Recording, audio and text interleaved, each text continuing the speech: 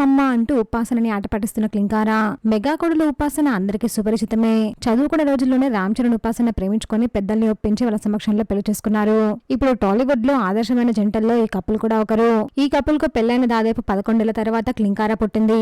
క్లింకారా రాకతో మెగా ఫ్యామిలీలో full happiness నిండిపోయింది.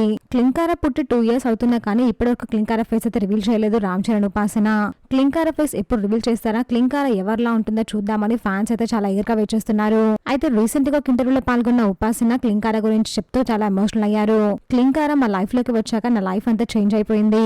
నేను చరణ్ చాలా హ్యాపీగా ఉన్నాం. RRR మూవీ ఆస్కార్ అవార్డు పొందినప్పుడు నేను చరణ్ కలిసి వెళ్ళాము. అప్పుడు క్లింకారా నా కడుపులోనే ఉంది. నాతో పాటు నా బేబీ కూడా ఎంజాయ్ చేసింది. నేను ప్రొఫెషనల్ గా ఎంత బిజీగా ఉన్నా కానీ క్లింకారాతో అయితే డైలీ టైం స్పెండ్ చేస్తాను.